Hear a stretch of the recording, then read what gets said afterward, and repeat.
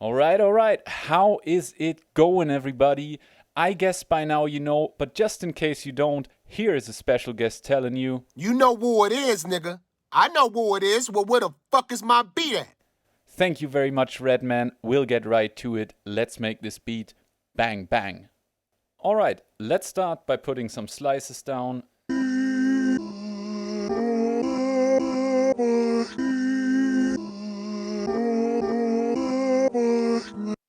And it sounds exactly like this.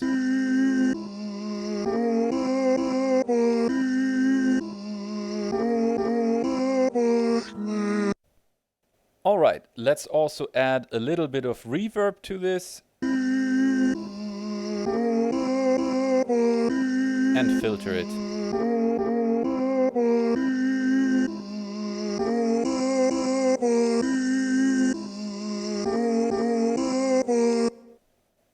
Alright, that's good enough.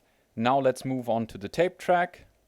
Alright, our tape track is only affecting the audio coming from the sample track, and I'm gonna set it to play the slices 1 octave higher than the original audio. I do this by turning up the blue encoder. Alright, let's record some slices.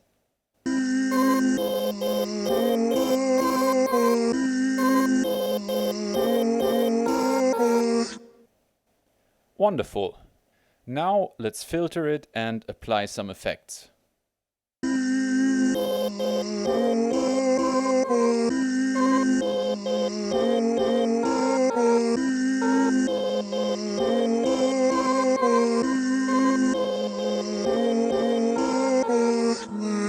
Something like that sounds alright to me.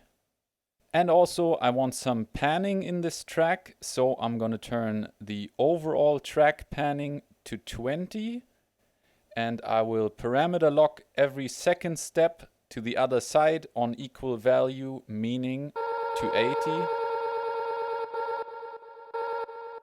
And I will just make it easy for myself and copy this step over. Alright, let's hear it again.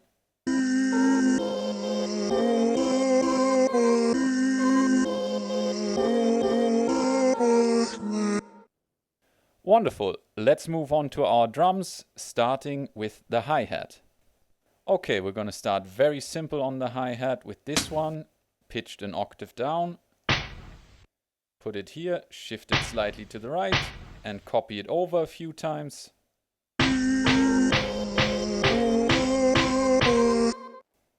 Let's put a high-pass filter on that.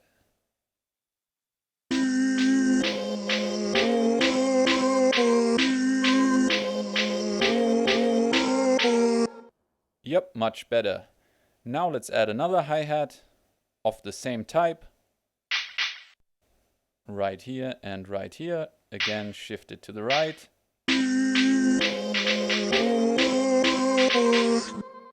That's okay. And maybe one more hi-hat, this one right here. And let's turn this around and play it reverse. Okay. Shift it slightly to the right again and copy it over.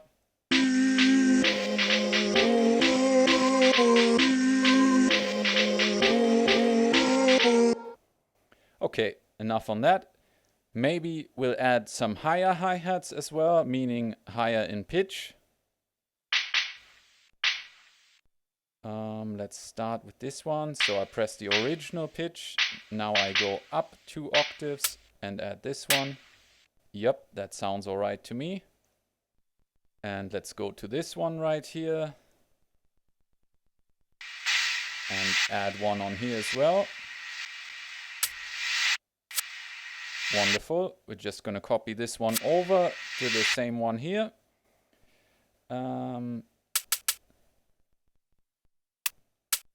Let's put this here as well. And copy this one over here. And put a higher hi-hat on this one as well. Sorry for being so slow. And now let's hear it again. With some reverb.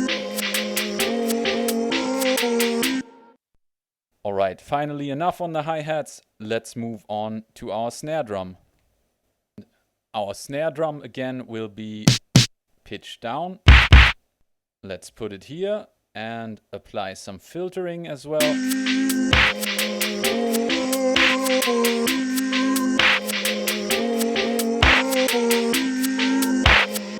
And we're also going to add some effects.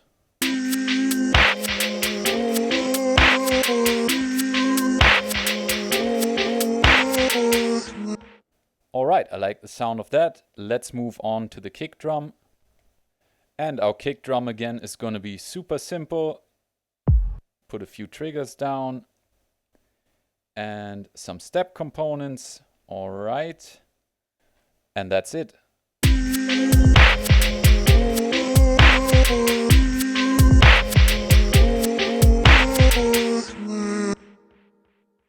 Okay, our drums are done, our sample is done. Let's move on to the arpeggiator. And in order to hear the arpeggiator track better, I'm gonna mute a few voices.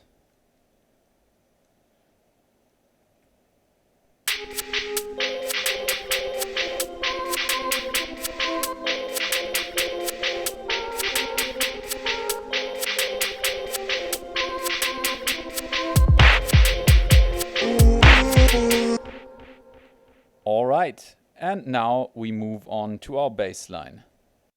Alright, let's play the bass line live.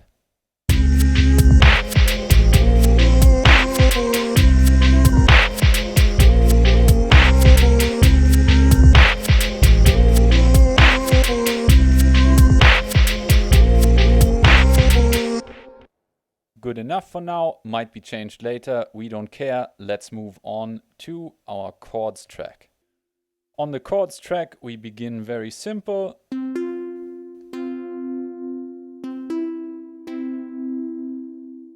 Alright, and now let's play some notes on top of that.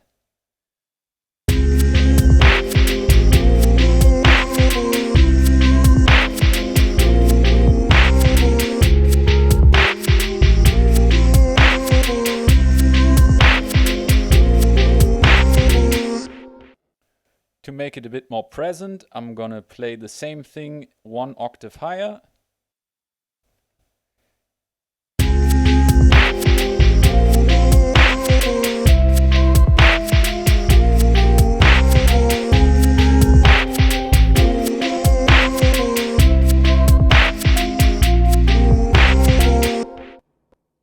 You might be able to hear that there are some sounds cutting out of my beat right now, and I believe that has to do with the synth engine I chose for the chords track, which is the bow engine, the one that produces the string-like sounds.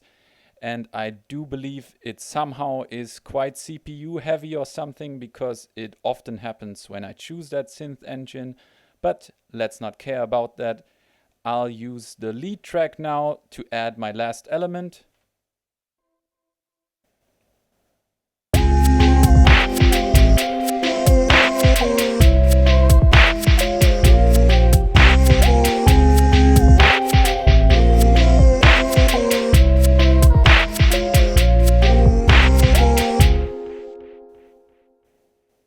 Alright, before we listen to the final beat, I want to say thank you very much for watching the video. I hope you enjoyed it. If you did, you already know what to do. Leave a like, comment down below. If you want to learn more about the OPZ and want private lessons, you can book me, link in the description.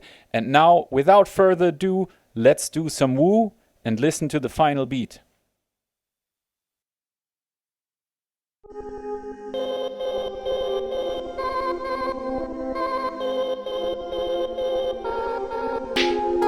Red man in the fucking building. Son is in the fucking building.